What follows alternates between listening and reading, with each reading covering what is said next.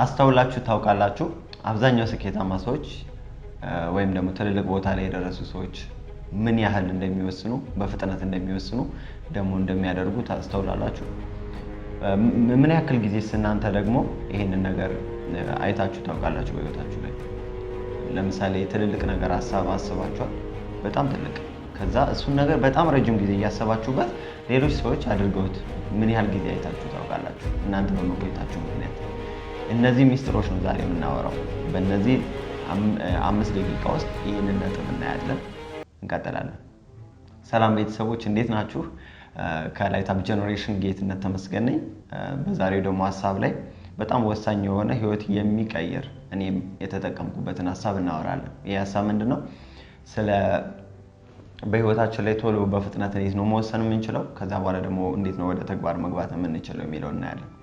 ጄፍ ቤዞስ በአንድ ጊዜ ሲናገር እንደውም 100% አይዲያ እስክታደራጁ ድረስ ኢንፎርሜሽን እስክታደራጁ ድረስ ከጠበቃችሁ እንዳልወሰናችሁ ነው የሚቆጠረው የሚል ሐሳብ ሰጥቷል። ልክ ነው። እኔ የምጋራው ሐሳብ ነው።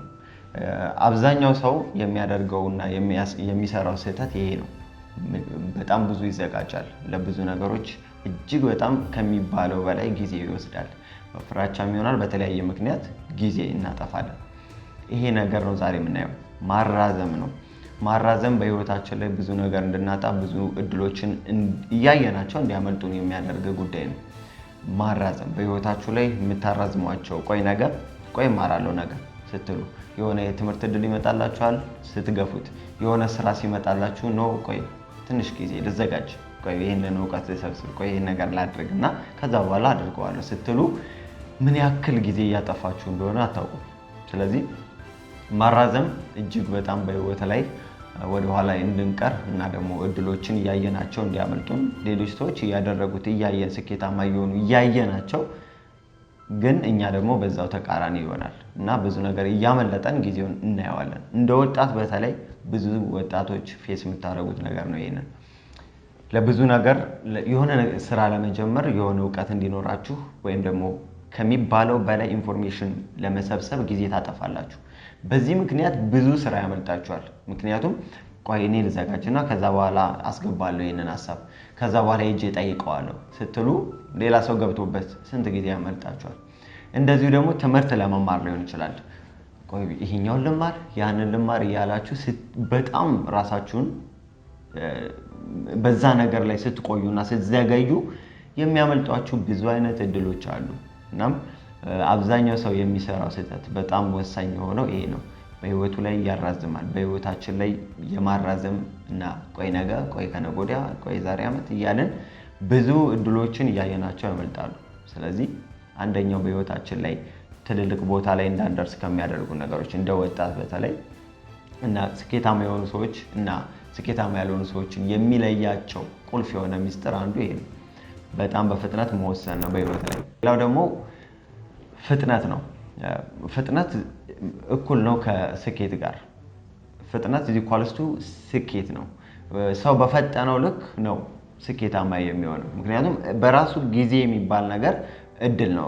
ራሱን ችሎ የሚያመጣው እድል አለ። እሱን እድል መጠቀም የሚችለው ሰው ማን ነው ካላችሁኝ፣ የሚፈጥን ሰው ነው። መፍጠን ማለት መቸኮል አይደለም። ብዙ ሰው ይሄንን ሚስ ያደርጋል።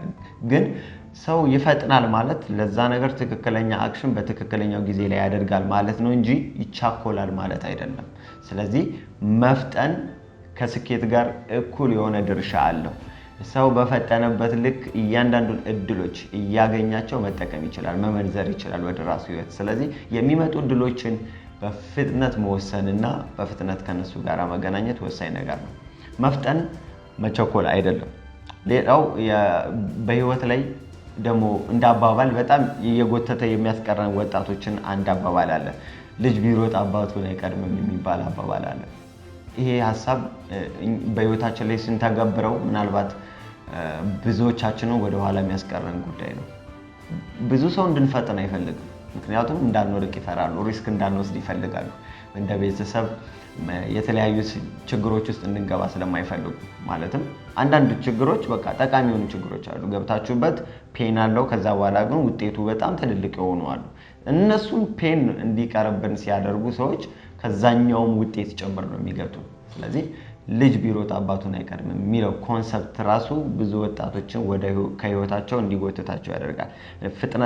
በፍጥነት እንዳይወስኑ፣ በፍጥነት መማር ያለባቸውን እንዳይማሩ፣ ተግባር እንዳይወስዱ፣ እንዳይሰሩ ያደርጋቸዋል። መለየት ያለባቸውን ጓደኛ እንኳን በፍጥነት መለየት ካለባችሁ መለየት አለባችሁ። ጊዜ ማቃጠል ራሱን የቻለ በህይወታችን ላይ የምናጣውን ነገር እያበዛው ነው እንጂ የሚሄደው ምንም አለመወሰን ራሱ መወሰን ነው። ምንድነው አልወሰናችሁም ማለት? ለትክክለኛው ነገር ባልወሰናችሁና ጊዜ ባራዘማችሁ ቁጥር ምን እየሆነ ይሄዳል? ትክክለኛ የምታገኙበትን የምትፈልጉትን አይነት ውጤት አለ በህይወት ላይ ለሱ ነገር እየዘገያችሁ ነው ማለት ነው። ስለዚህ አለመወሰን ራሱ ያልወሰናችሁበት የህይወት መንገድ ራሱ ለመዘግየት የወሰናችሁበት ቦታ ነው ማለት ነው። ስለዚህ በፍጥነት መወሰን በህይወት ላይ ትልልቅ አይነት ለውጦችን ያመጣል። ሚስጥር ብለን የምናነሳቸው ከስኬታማ ሰዎች ውስጥ አንዱ ይሄንን ሐሳብ ነው። በጣም ቻሌንጅ ላደርጋቸው የምፈልገው ሐሳብ ምንድነው? ከኔም ህይወት ነው። ከዚህ በፊት የሆነ በአንድ ስራ ላይ የሆነ ዕቃ ለመግዛት በጣም ወሳኝ የሆነ ዕቃ ለመግዛት እሄድና ጠይቃታለሁኝ። ከዛ በኋላ አጋጣሚ ቆይ የነገረችኝ ሂሳብ ቆይ ቼክ ላድርግ ምናምን ብዬ መቆየት ጀመርኩኝ። ማለትም 2 ቀን 3 ቀን ቆይቼ ከዛ በኋላ መደወል ጀመርኩ። ስደውል ደብል ነው ያደረገው ያ ዕቃ ደብል። ማለትም በቃ በህይወቴ ላይ እንድነቃ ያደረገኝ ነው። በጣም ፈልገው ነገር ነበር፣ በጣም ለስራ የሚጠቅም ነገር ነበረ። ከዛ ግን ልክ በሁለተኛው በሶስተኛው ቀን ስደውል ባለመወሰኔ ምክንያት ደብል አድርጎ ያ ነገር ጠብቆኛል። ይሄ ነገር ምን አነቃኝ? በህይወቴ ላይ ለካ ብዙ ነገር በህይወት ላይ ቶሎ ባለመወሰኔ ነው እንጂ ወስኜ ተሳስተው ያጣሁት ነገር ብዙ አይደለም።